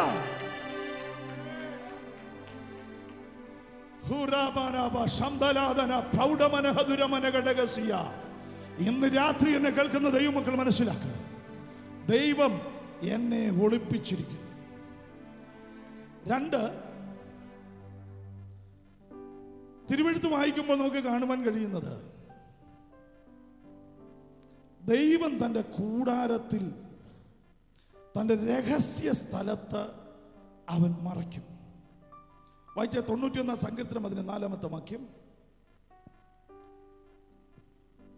തന്റെ തൂവലുകൾ കൊണ്ട് അവൻ നിന്നെ മറയ്ക്കും, അവന്റെ ചിറകിൻ കീഴിൽ നീ ശരണം പ്രാപിക്കും, അവന്റെ വിശ്വസ്തത നിനക്ക് പരിചയം പലകയുമാകുന്നു. സങ്കീർത്തനം 91:4 പറയുന്നു, തന്റെ തൂവലുകൾ കൊണ്ട് അവൻ നിന്നെ മറയ്ക്കും, അവന്റെ ചിറകിൻ കീഴിൽ നീ ശരണം പ്രാപിക്കും, അവന്റെ വിശ്വസ്തതയാണ് നിനക്ക് പരിച പലക. ഹല്ലേലൂയ. ദാവീദ് ഇവിടെ 91 സങ്കീർത്തനത്തിൽ മോശ പറയുന്നത്, തൂവലുകൾ കൊണ്ട് നിന്നെ മറയ്ക്കും. ഈ മറയ്ക്കും എന്ന വാക്കിന് കാണാതെ വണ്ണം നമ്മളെ മറയ്ക്കുന്നതിനാണ് മറയ്ക്കുമെന്ന ആശയം. നിന്നെ പ്രത്യേക സാഹചര്യങ്ങളിൽ കുരുക്കി, പ്രത്യേക വിഷയങ്ങളിലാക്കി നിന്നെ തകർക്കാൻ ശത്രു കടന്നു വരുമ്പോൾ നീ ദൈവത്തിൻ്റെ സീക്രട്ട് പ്ലേസിൽ വസിക്കുന്നത് കൊണ്ട് തമ്പുരാൻ എന്ത് ചെയ്യും? മറയ്ക്കും. എന്ന് പറഞ്ഞാൽ ശത്രു മുമ്പിൽ കൂടെ അങ്ങോട്ടും ഇങ്ങോട്ടും ഒക്കെ നടക്കും, പക്ഷേ അവന് നിന്നെ കാണാൻ പറ്റത്തില്ല. അവന് കാണാൻ പറ്റുന്നത് തമ്പുരാന്റെ കരുതലിനെയാണ്, തമ്പുരാന്റെ കരുതലിനെയാണ്, തമ്പുരാന്റെ കരുതലിനെയാണ്. ഇന്ന് രാത്രിയിൽ എന്നെ കേൾക്കുന്ന ദൈവമക്കൾ മനസ്സിലാക്കിക്കോ, പല സാഹചര്യങ്ങളിലും നീ പെട്ടുപോകേണ്ട സ്ഥാനത്ത് തമ്പുരാൻ നിന്നെ സൂക്ഷിച്ചതാണ്, തമ്പുരാൻ നിന്നെ മറച്ചതാണ്. അതുകൊണ്ടാണ് ദൈവത്തിന്റെ തിരുവെഴുത്ത് പറയുന്നത്, 91 സങ്കീർത്തനം 1 വാക്യം, അത്യുന്നതന്റെ മറവിൽ വസിക്കുകയും സർവശക്തന്റെ നിഴലിൻ കീഴിൽ പാർക്കുകയും ചെയ്യുന്നവൻ, dwelleth in the secret place of the most high. ദൈവത്തിന്റെ സീക്രട്ട് പ്ലേസിൽ ദൈവം എന്ത് ചെയ്തിരിക്കുക? മറച്ചിരിക്കുക. ഇവിടെ ഈ സീക്രട്ട് പ്ലേസ് എന്നുള്ളതിനെ കുറിച്ച് നമ്മൾ മനസ്സിലാക്കേണ്ടത്, ദൈവത്തിന്റെ അതിപരിശുദ്ധ സ്ഥലം എന്നുള്ളതാണ്. ഈ അതിപരിശുദ്ധ സ്ഥലത്ത് അങ്ങനെ ആർക്കും പെട്ടെന്ന് കയറാൻ പറ്റത്തില്ല. പുരോഹിതൻ പോലും കയറുന്നത് വർഷത്തിലൊരിക്കൽ, തൻ്റെ പാപത്തിന് വേണ്ടിയും ജനത്തിന്റെ പാപത്തിന് വേണ്ടിയും യാഗം കഴിച്ചിട്ട് വർഷത്തിലൊരിക്കൽ കയറിപ്പോകുമ്പോൾ തൻ്റെ അറയിൽ ഒരു ചങ്ങല കെട്ടി നേരെ പ്രാകാരത്തിലേക്ക് ഇട്ടിട്ടാണ് കയറിപ്പോകുന്നത്. അവിടെ ഒരു തിരുനിവാസത്തിലാണ് നമ്മൾ എന്ത് ചെയ്യുന്നത്? ആയിരിക്കുന്നത്. ദൈവം നമ്മളെ മറയ്ക്കുന്നത് ഈ തിരുനിവാസത്തിനകത്ത് കയറുന്നവനെയാണ് മറയ്ക്കുന്നത്. ഞാൻ ഈ പറയുന്ന ആശയം മനസ്സിലാകുന്നു. തിരുനിവാസത്തിന്റെ അകത്ത് പ്രവേശിക്കുന്നവനെ ആ തമ്പുരാൻ മറയ്ക്കുന്നത്. തിരുനിവാസം എന്ന് പറഞ്ഞാൽ അത് അതിപരിശുദ്ധ സ്ഥലമാണ്. ഈ അതിപരിശുദ്ധ സ്ഥലത്തിന്റെ പ്രത്യേകത എന്താണെന്ന് ചോദിച്ചാൽ നിങ്ങളൊന്ന് മനസ്സിലാക്കിക്കും. പഴയ നിയമ ആലയത്തിന് 3 സ്ഥലങ്ങളുണ്ട്. 1 പ്രാകാരം, 2 വിശുദ്ധ സ്ഥലം, 3 അതിവിശുദ്ധ സ്ഥലം. പ്രാകാരം എന്ന് പറഞ്ഞാൽ വലിയ ബഹളവും വലിയ പരിപാടിയൊക്കെ നടക്കുന്ന സ്ഥലമാണ്. എന്ന് പറഞ്ഞാൽ ഈ പ്രാകാരത്തിനടുത്തൊരു താമ്ര യാഗപീഠമുണ്ട്. ആ യാഗപീഠത്തിൻ്റെ അങ്ങോട്ട് മഹാപുരോഹിതനുണ്ട്, ലേവ്യന്മാരുണ്ട്, വലിയ നീണ്ട ജനത്തിൻ്റെ നിരയുണ്ട്. ഇവരുടെ എല്ലാം കയ്യിൽ യാഗത്തിനുള്ള മൃഗങ്ങളുണ്ട്. ഈ യാഗമൃഗവുമായിട്ട് നിർബന്ധിച്ച് വലിച്ച് തെറ്റിച്ച് ഇതിനെ കൊണ്ടുവന്ന് പുരോഹിതന് മുമ്പിൽ നിർത്തുമ്പോൾ ലേവ്യൻ വന്ന് മൊത്തം ഒന്ന് പരിശോധിക്കും. ഈ പരിശോധന നടത്തുമ്പോൾ തന്നെ ആടാം കാളയൊക്കെ വരണ്ട, ആകെ പ്രശ്നം ഉണ്ടാക്കും.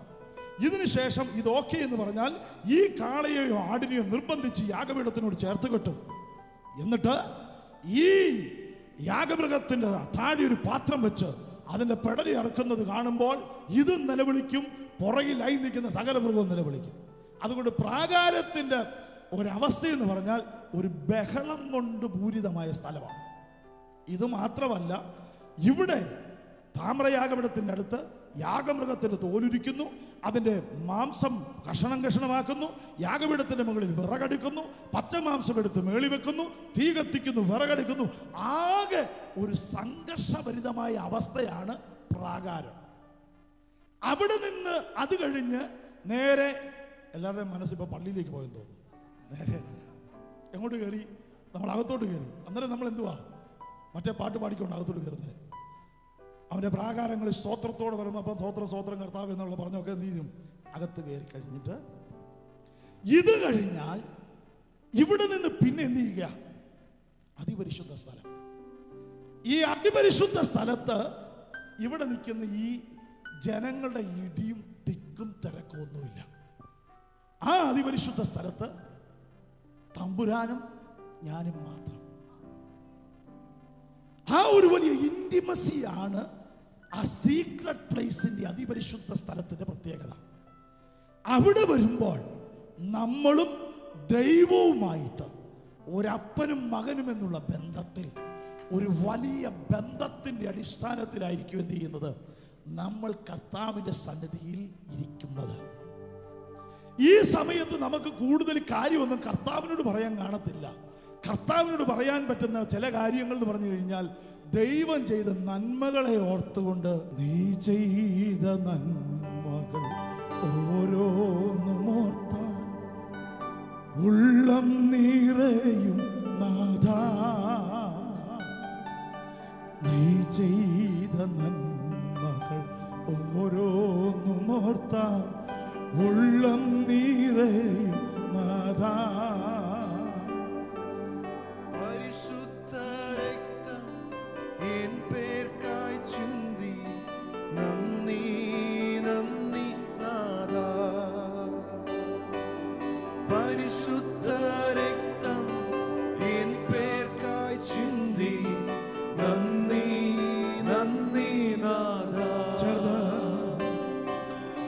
പരിശുദ്ധരേ യേശുനാഥ ആരാധനേ ആരാധനേ. എല്ലാവരും എഴുന്നേറ്റ് നിന്ന് പരിശുദ്ധരേ യേശുനാഥ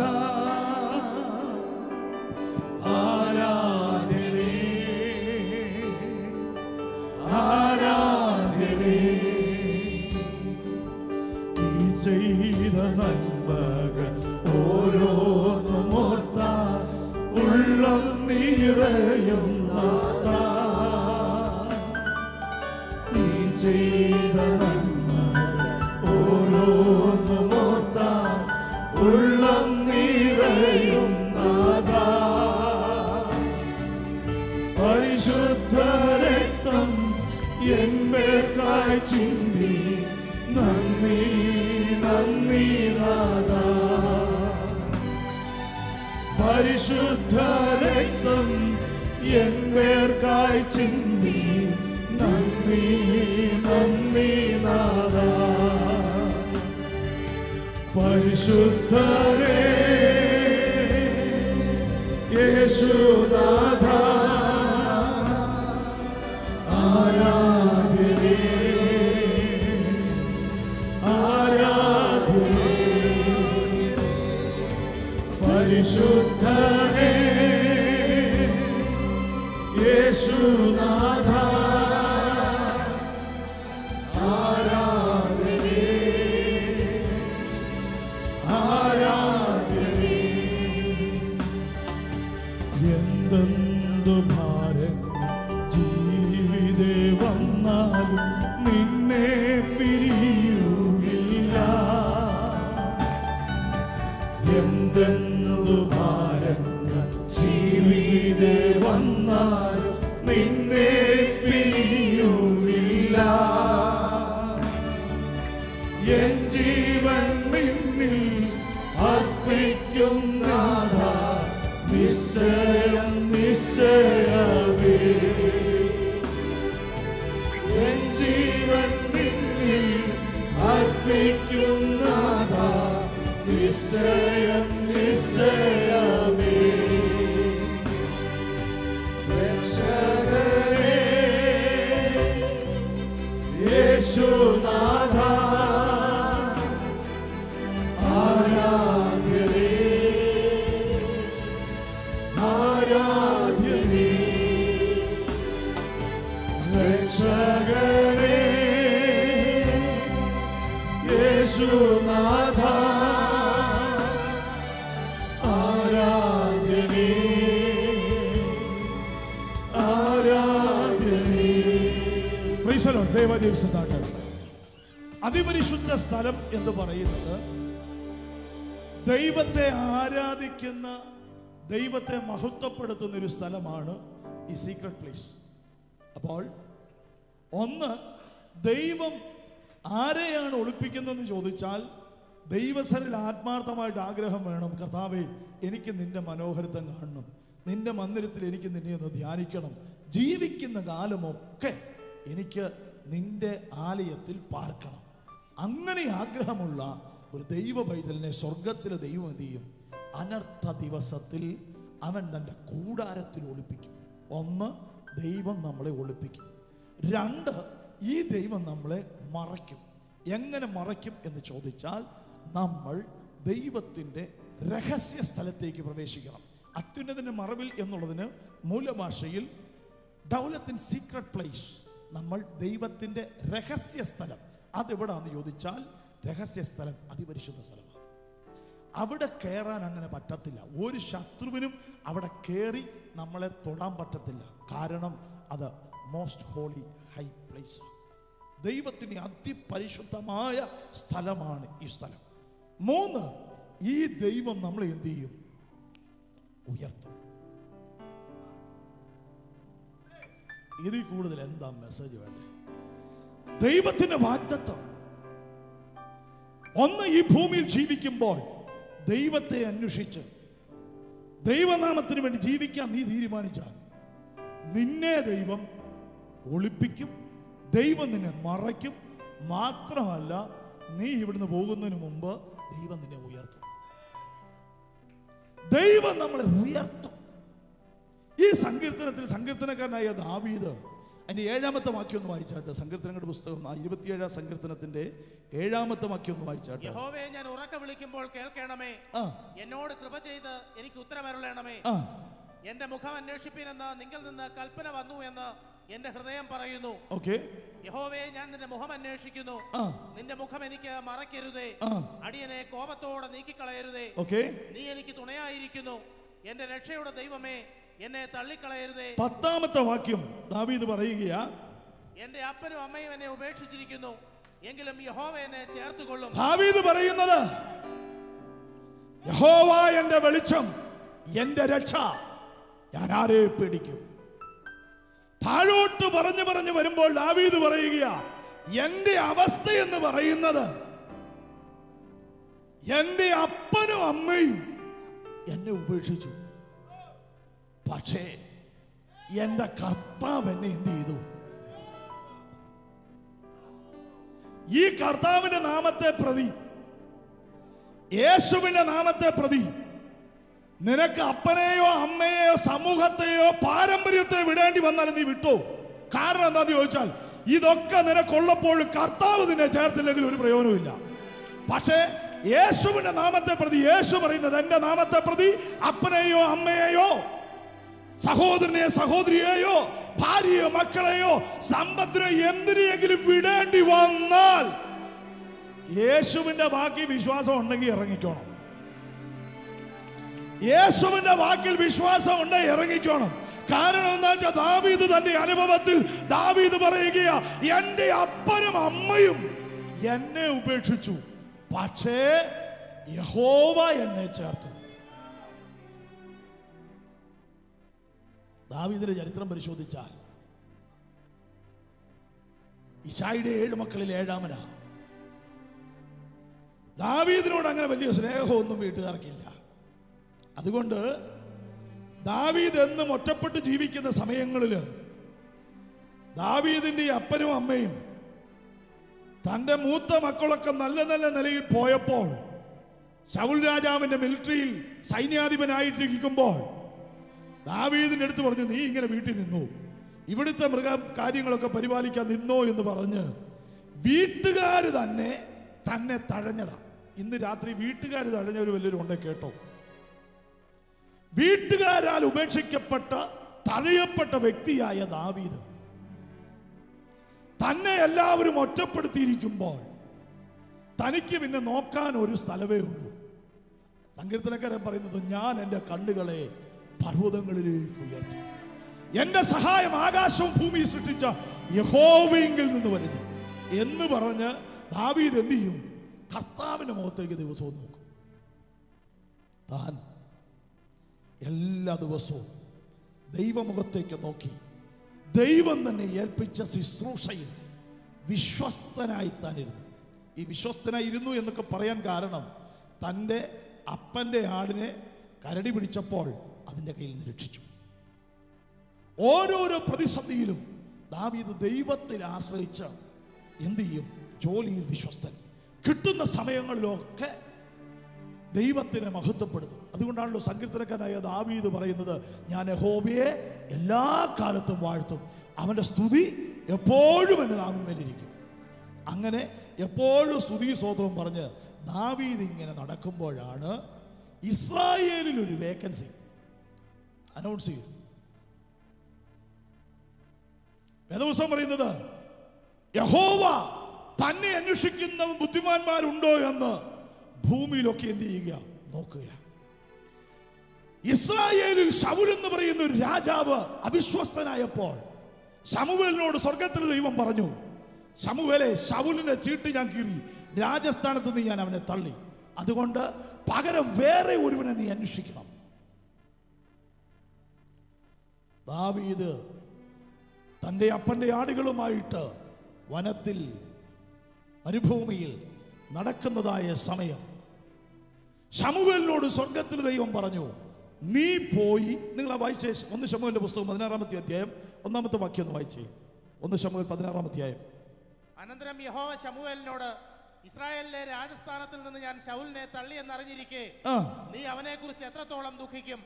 കൊമ്പിൽ തൈലം നിറച്ച് പുറപ്പെടുക, ഞാൻ നിന്നെ ബേത്ലഹേമിനായി യിശായിയുടെ അടുക്കൽ അയക്കും, അവന്റെ മക്കളിൽ ഞാൻ രാജാവിനെ കണ്ടിരിക്കുന്നു എന്ന് കൽപ്പിച്ചു. അതിന് ശമൂവേൽ, ഞാൻ എങ്ങനെ പോകും? ശൗൽ കേട്ടാൽ എന്നെ കൊല്ലുമെന്ന് പറഞ്ഞു. ശൗല് കേട്ടാൽ എന്നെ കൊല്ലും എന്ന് ശമൂവേൽ പറഞ്ഞു.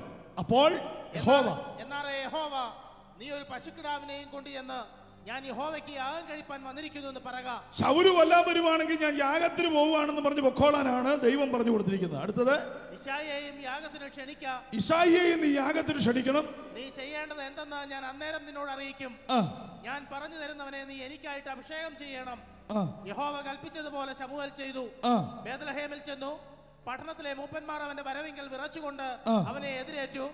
നിന്റെ വരവ് ശുഭം തന്നെയോ എന്ന് ചോദിച്ചു. അതിനവൻ, ശുഭം തന്നെ, ഞാൻ യഹോവയ്ക്ക് യാഗം കഴിപ്പാൻ വന്നിരിക്കുന്നു, നിങ്ങളെ തന്നെ ശുദ്ധീകരിച്ച് എന്നോടുകൂടെ യാഗത്തിന് വരുവിനെന്ന് പറഞ്ഞു. പട്ടണത്തിൽ ചെന്നപ്പോൾ പട്ടണത്തിലെ മൂപ്പന്മാര് ശമൂവേലിനോട് ചോദിക്കുന്നു, നീ വന്നതിന്റെ ഉദ്ദേശം ശുഭമാണോ? പ്രവാചകൻ പറഞ്ഞു, ശുഭമാ. എന്തിനാ വന്നത്? യാഗം കഴിക്കാനാണ് വന്നത്. അതുകൊണ്ട് നിങ്ങളും സ്വയം ശുദ്ധീകരണം നടത്തി യാഗത്തിൽ വരാൻ പറഞ്ഞു. അവരും വന്നു. എന്നിട്ട് അവൻ യിശായിയെയും അവന്റെ മക്കളെയും ശുദ്ധീകരിച്ച് അവരെയും യാഗത്തിന് ക്ഷണിച്ചു. യിശായി എന്ത് ചെയ്തു? നേരെ യിശായിയുടെ വീട്ടിൽ ചെന്നിട്ട് പറഞ്ഞു, ഒരു യാഗത്തിന് വേണ്ടി വന്നത് നീയും നിന്റെ മക്കളെല്ലാം എന്ത് ചെയ്യണം? തങ്ങളെ തന്നെ ശുദ്ധീകരിച്ച് എന്നോടുകൂടെ യാഗത്തിന് വരുവീനെന്ന് പറഞ്ഞു. അവർ വന്നപ്പോൾ അവൻ ഏലിയാവിനെ കണ്ടു. യഹോവയുടെ മുൻപാകെ അവന്റെ അഭിഷിക്തൻ ഇതാ എന്ന് പറഞ്ഞു. യഹോവ ശമൂവേലിനോട്, അവന്റെ മുഖമോ പൊക്കമോ നോക്കരുത്, ഞാൻ അവനെ തള്ളിയിരിക്കുന്നു. മനുഷ്യൻ നോക്കുന്നത് പോലെയല്ല, മനുഷ്യൻ കണ്ണിന് കാണുന്നത് നോക്കുന്നു, യഹോവയോ ഹൃദയത്തെ നോക്കുന്നു. അടുത്തിരിക്കുന്ന ആളുടെ കരം ഒന്ന് ചുവന് പിടിച്ചോണ്ട് പറഞ്ഞേ, മനുഷ്യൻ പുറമേ ഉള്ളത് നോക്കുന്നു, ദൈവമോ ഹൃദയത്തെ നോക്കുന്നു. ചിരിച്ചോണ്ട് പറ, ദൈവം പുറമേ ഉള്ളതല്ല, അകമേ ഉള്ളതോ നോക്കുന്നത്. അടുത്ത വാക്യത്തിലേക്ക് വായിച്ചേ. പിന്നെ യിശായി അബീനാദാബിനെ വിളിച്ച് ശമൂവേലിന്റെ മുൻപിൽ വരുത്തി. എന്നാറേ അവൻ, യഹോവ ഇവനെയും തിരഞ്ഞെടുത്തിട്ടില്ല എന്ന് പറഞ്ഞു.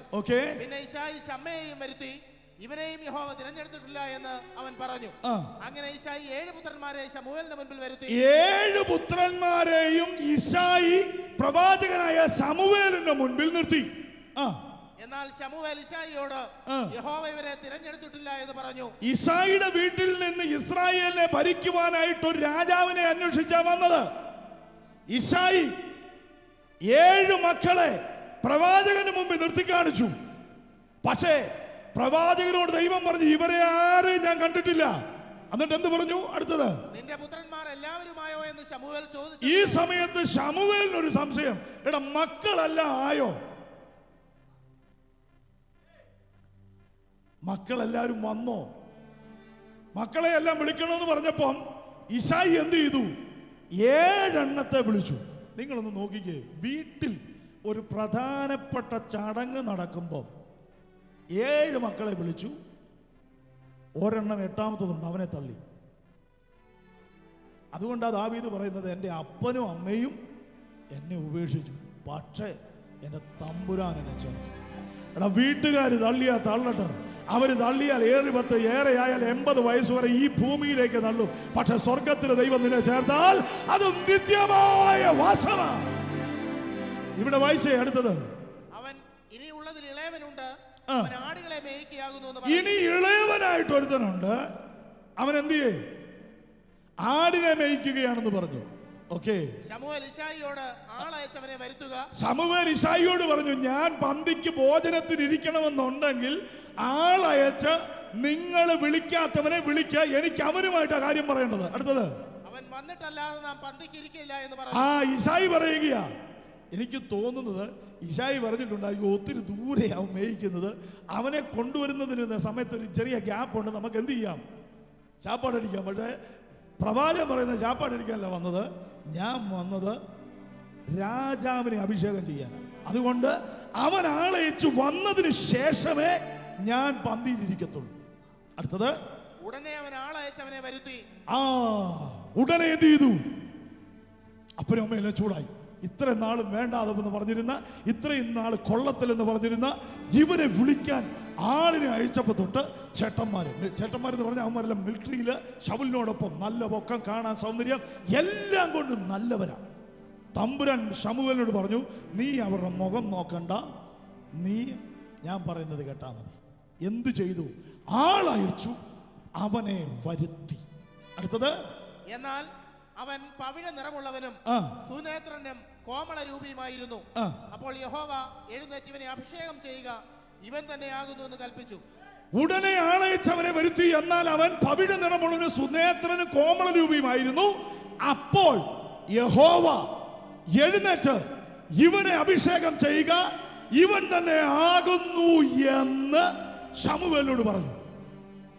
നിങ്ങളുടെ ആ ചെറിയ ചിന്ത ഈ സമയത്ത് ആ ബേത്ലഹേമിലെ യിശായിയുടെ വീടിന്റെ മുറ്റത്തേക്കൊന്ന് കൊണ്ടുപോവാ. ഒരു വീട്ടിൽ പട്ടണത്തിലെ മൂപ്പന്മാർ, ഇസ്രായേലിന്റെ ദൈവത്താൽ നിയോഗിക്കപ്പെട്ട പ്രവാചകൻ, യാഗം നടന്നിരിക്കുന്നു. ജനനിബിഡമായിരിക്കുന്ന ചെറിയ ഗ്രാമം, ചേട്ടന്മാരും അപ്പനും തന്റെ സുഹൃത്തുക്കളും സഹോദരങ്ങളും എല്ലാം വളരെ ആകാംക്ഷയോടെ വഴിയിലേക്ക് നോക്കി നിൽക്കുമ്പോൾ ദേ ഒരു ചെറുപ്പക്കാരൻ ആ വീട്ടിൽ ആ ഗ്രാമത്തിലേക്ക് കടന്നു വരികയാണ്. ആ ഇസ്രായേലിന്റെ പശ്ചാത്തലം കൂടെ നിങ്ങളൊന്ന് മനസ്സിലാക്കിയാൽ, പട്ടണത്തിന്റെ പടിവാതിക്കൽ നിന്ന് നേരെ വീട്ടിലേക്ക് വരുമ്പോൾ കോമളരൂപിയായിരിക്കുന്ന ഒരു ചെറുപ്പക്കാരൻ അരയിൽ തോൽവാറ് ചുറ്റി, കയ്യിലൊരു കവിണയും ഒരു ചെറിയ സഞ്ചിയുമൊക്കെ തൂക്കി, കയ്യിലൊരു ചെറിയ വടിയുമായിട്ട് അവൻ ആ ബേത്ലഹേം എന്ന് പറയുന്ന പട്ടണത്തിൽ കൂടി നടന്നു വരുമ്പോൾ സകല ജനത്തിന്റെയും ദൃഷ്ടി നേരെ ദാവീദിലേക്ക് നോക്കുകയാണ്. ആ സമയത്ത് പ്രവാചകനോട് സ്വർഗത്തിലെ ദൈവം പറയുകയാ, എഴുന്നേറ്റ് ഇവനെ അഭിഷേകം ചെയ്യുക. കഴിഞ്ഞ 7 മക്കളെ അത് ഈശായി നിരത്തി നിർത്തിയപ്പോഴും പ്രവാചകനായി ശമൂവേൽ ഇരുന്നിടത്ത് നിന്ന് നനങ്ങിയിട്ടില്ല. പക്ഷേ എപ്പോൾ ബേത്ലഹേം പട്ടണത്തിലേക്ക് ചെറുപ്പക്കാരനായ ദാവീദ് കടന്നു വന്നു, അപ്പോഴേ ചാടി എഴുന്നേറ്റ് ദാവീദ് നിൽക്കുകയാ, അല്ല ചാടി എഴുന്നേറ്റ് ശമൂവേൽ നിൽക്കുകയാ. ശമൂവേലിന്റെ കയ്യിൽ തൈലക്കൊമ്പ് തൂക്കി പിടിച്ചിരിക്കുകയാ. എന്തിനു വേണ്ടി എന്ന് ചോദിച്ചാൽ, കഴിഞ്ഞ ഒരു കാലഘട്ടത്തിൽ, കഴിഞ്ഞ ചില നാളുകളായി അവനെ ഉപേക്ഷിച്ച, അവനെ മറന്നു കളഞ്ഞ ചേട്ടന്മാരുടെയും വീട്ടുകാരുടെയും അപ്പന്റെയും അമ്മയുടെ മുൻപിൽ വെച്ച് അവൻ വന്ന് പ്രവാചകന്റെ മുൻപിൽ മുഴങ്കാലിൽ നിൽക്കുമ്പോൾ തൈലക്കൊമ്പ് കൊണ്ട് അവനെ അഭിഷേകം ചെയ്യുമ്പോൾ ദാവീദ് വിളിച്ചു പറയുന്നതാണ് നമ്മൾ വായിച്ചതായിരിക്കുന്ന വാക്യം. അതിന്റെ അവസാനത്തെ വാക്യത്തിലേക്ക് വന്ന് ആ സങ്കീർത്തനങ്ങളുടെ പുസ്തകം 13-ാമത്തെ വാക്യത്തിൽ വായിച്ചു. ഞാൻ ജീവനുള്ളവരുടെ ദേശത്ത് യഹോവയുടെ നന്മ കാണുമെന്ന് വിശ്വസിച്ചില്ലെങ്കിൽ കഷ്ടം. യഹോവയെങ്കിൽ പ്രത്യാശ വയ്ക്കുക, ധൈര്യപ്പെട്ടിരിക്കുക, നിന്റെ ഹൃദയം ഉറച്ചിരിക്കട്ടെ, അതെ യഹോവയെങ്കിൽ പ്രത്യാശ വയ്ക്കുക. ദാവീദ് പറയുന്നത് എന്നാന്ന് ചോദിച്ചു, ഈ വാക്യം ഇങ്ങനെ അവസാനിപ്പിക്കാൻ കാരണം എന്നാന്ന് ചോദിച്ചാൽ, ഈ ചെറിയ പ്രശ്നം വരുമ്പോൾ നിങ്ങൾ തളർന്നു പോകരുത്. ചെറിയ ബുദ്ധിമുട്ട് വരുമ്പോൾ നിങ്ങളുടെ മനസ്സിടിഞ്ഞു പോകരുത്. എന്താ കാര്യമെന്ന് ചോദിച്ചാൽ ദാവീദ് പറയുന്നത്, എടാ എന്നെ തമ്പുരാൻ എവിടെ നിന്നാ പൊക്കിക്കൊണ്ട് വന്ന് ഈ നിലയിൽ എത്തിച്ചത് എന്ന് എനിക്ക് നല്ല ഉറപ്പുള്ളത് കൊണ്ട് എനിക്കറിയാം, ഇപ്പോഴുള്ളതായിരിക്കുന്ന ഈ പ്രതിസന്ധി, ഇപ്പോൾ വന്നിരിക്കുന്ന ഈ ചെറിയ ബുദ്ധിമുട്ട് ഇതെന്നെ തകർക്കാനുള്ളതല്ല, എന്നെ ഉയർത്താനുള്ളതാ. എന്റെ വ്യക്തിപരമായ ജീവിതത്തിൽ വേദപുസ്തകം പറയുന്നു, യഹോവയിൽ പ്രത്യാശ വയ്ക്കുക, ധൈര്യപ്പെട്ടിരിക്കുക, നിന്റെ ഹൃദയം ഉറച്ചിരിക്കട്ടെ, അതെ യഹോവയിൽ എന്ത് ചെയ്യുക, യഹോവയിൽ പ്രത്യാശ വയ്ക്കുക എന്ന് പറഞ്ഞാൽ, നീ കർത്താവിന് വേണ്ടി നിൽക്കുന്നുവെങ്കിൽ, കർത്താവിനെ ആത്മാർത്ഥമായി സ്നേഹിക്കുന്നുവെങ്കിൽ, കർത്താവിനെ ആത്മാർത്ഥമായി സേവിക്കുന്നുവെങ്കിൽ നിന്റെ ഹൃദയം ഉറച്ചിരിക്കണം. എന്ന് പറഞ്ഞാൽ എന്ത് പ്രശ്നം വന്നാലും ഉറച്ചിരിക്കണം. ആറ്റരികത്ത് നട്ടിരിക്കുന്നത്, തക്കകാലത്ത് ഫലം കായ്ക്കുന്നത്, ഇലവാടാത്ത വൃക്ഷം പോലിരിക്കും. ഞാൻ എൻ്റെ കൈകളുടെ പ്രവൃത്തിയെ ഞാൻ കാണും, എൻ്റെ കൈകളുടെ പ്രവൃത്തിയെ ദൈവം സാധ്യമാക്കും. ഞാൻ ഒന്നിനും കുറവില്ലാത്തവനായി അനുഗ്രഹിക്കപ്പെട്ടവനായിരിക്കും. ഇന്നു മുതൽ നിങ്ങൾ പറയുക, ഉറച്ചിരിക്കുക. ഈ തിരുവെഴുത്തുകളാൽ സ്വർഗത്തിൽ ദൈവം നിങ്ങളെ സഹായിക്കട്ടെ. ഓരോ കുടുംബങ്ങളും അനുഗ്രഹിക്കപ്പെടട്ടെ, കുടുംബജീവിതം അനുഗ്രഹിക്കപ്പെടട്ടെ, വരുമാന മാർഗം അനുഗ്രഹിക്കപ്പെടട്ടെ, സകലത്തിലും ഇവർ അനുഗ്രഹം പ്രാപിക്കട്ടെ. കർത്താവേ, ഈ ഒരാഴ്ച ജീവിക്കുവാൻ ആവശ്യമായ ദൈവകൃപ ഈ ജനത്തിന് കൊടുക്കണം. നല്ല ഉറപ്പും ധൈര്യവും ഇവരുടെ അകത്ത് കർത്താവ് കൊടുക്കണം. പ്രതിസന്ധിയുടെ കാറ്റുകൾ വിവിധ മണ്ഡലങ്ങളിൽ നിന്ന് വീശിയടിച്ചാലും യഹോവയിൽ തന്നെ ഉറയ്ക്കുവാൻ, യഹോവ എന്റെ ജീവന്റെ ബലം, യഹോവ എന്റെ വെളിച്ചം, ഞാൻ ആരെ പേടിക്കും, യഹോവ എന്റെ രക്ഷ. സങ്കീർത്തനക്കാരൻ പാടിയതുപോലെ നല്ല ഉറപ്പ്, നല്ല ധൈര്യം ഇവരുടെ എല്ലാം അകത്ത് കൊടുക്കണം. ദൈവം ഇവരെ ഒളിപ്പിക്കുമെന്നും ദൈവം ഇവരെ മറയ്ക്കുമെന്നും ദൈവം ഇവരെ ഉയർത്തുമെന്നുമുള്ള ആ വലിയൊരു മെസ്സേജ് ഇവരുടെ അകത്ത് കർത്താവ് കൊടുക്കണമേ. മോശയെ ഒളിപ്പിച്ചതുപോലെ, ദാവീദിനെ ദൈവം മറച്ചതുപോലെ, ദാവീദിനെ ദൈവം ഉയർത്തിയതുപോലെ, ക്രിസ്തുവാകുന്ന പാറമേൽ ഇവരെ ദൈവം ഉയർത്തണം. ഇവരുടെ കാലുകൾ വഴുതുവാൻ ദൈവം സമ്മതിക്കരുത്. ഇവർ ചെയ്യുന്ന സകല പ്രവൃത്തിയിലും ഇവർ അനുഗ്രഹിക്കപ്പെടണം. ഇവർക്ക് വിരോധമായി ശത്രു എഴുന്നേൽക്കുവാൻ ദൈവം സമ്മതിക്കണം. സീക്രട്ട് പ്ലേസിൽ ദൈവം ഇവരെ മറയ്ക്കണം. ഒന്നിലും കുറവില്ലാത്ത മക്കളായി സകല ബുദ്ധിയെ കവിയുന്ന ദൈവിക സമാധാനം, ദൈവിക സന്തോഷം ഈ ജനത്തിന് കൊടുക്കണമെന്ന് പ്രാർത്ഥിക്കുന്നു. മഹത്വമുള്ള വേലയ്ക്ക് നമ്മുടെ കുഞ്ഞുങ്ങൾ നൽകിയ നന്മയ്ക്കായി സ്തോത്രം. 100 മടങ്ങ് ദൈവം പ്രതിഫലം കൊടുത്ത് മാനിക്കണം. യേശുക്രിസ്തുവിൻ നാമത്തിൽ ഇനി സഭയെ അനുഗ്രഹിക്കുന്നു. ആറ്റരികത്ത് നട്ടിരിക്കുന്ന, തക്കകാലത്ത് ഫലം കായ്ക്കുന്ന, ഇലവാടാത്തതായ വൃക്ഷം എങ്ങനെയോ അങ്ങനെ ഇവരായിത്തീരണം. ഇവരുടെ തലമുറകളായിത്തീരണം. കർത്താവേ, ഞങ്ങളുടെ കുഞ്ഞുങ്ങൾ ദൈവത്തിനുള്ളതാണ്. ഞങ്ങളുടെ കുഞ്ഞുങ്ങൾ സുവിശേഷ വേലയ്ക്കുള്ളതാണ്. ഞങ്ങളുടെ കുഞ്ഞുങ്ങൾ അനുഗ്രഹിക്കപ്പെട്ടവരായി വളരണം. നാട്ടിലും ഇവിടെയുമായിരിക്കുന്ന ഞങ്ങളുടെ ഓരോ കുടുംബങ്ങളെയും ഏൽപ്പിച്ച് പ്രാർത്ഥിക്കുന്നു. എല്ലാവരെയും ദൈവം അനുഗ്രഹിക്കണം. കർത്താവിനെ അനുഗ്രഹിക്കണം. പ്രാർത്ഥന കേട്ടതുകൊണ്ട് സ്തോത്രം. യേശുക്രിസ്തുവിന് അധികാരമുള്ള നല്ല നാമത്തിൽ പ്രാർത്ഥിക്കുന്നു. കൃപയോടെ കേട്ട് ഉത്തരം നൽകണം. സ്വർഗീയ പിതാവേ, സ്വർഗവും ഭൂമി സൃഷ്ടിച്ച കർത്താവിനാൽ നാം എല്ലാവരും അനുഗ്രഹിക്കപ്പെട്ടവരാകുന്നു. ആകയാൽ പിതാവായ ദൈവത്തിന്റെ സ്നേഹം, ഏകജാതനായ പുത്രന്റെ കൃപ, ആശ്വസിപ്പിച്ച് എന്നെന്നും വഴി നടത്തുന്ന പരിശുദ്ധാത്മാവിന്റെ സംബന്ധവും സഹവാസവും നാം എല്ലാവരോടും ഇന്നു മുതൽ എല്ലാ നാളും എന്നും എന്നേക്കും ഉണ്ടായിരിക്കുമാറാകട്ടെ. അറുക്കപ്പെട്ട കുഞ്ഞാടെ ക്രിസ്തുവേശുവിൻ മാത്രം മഹത്വം. Hallelujah, hallelujah, hallelujah. God bless you all. Grace be with you. ദൈവം നിങ്ങൾ എല്ലാവരെയും ധാരാളമായി അനുഗ്രഹിക്കട്ടെ.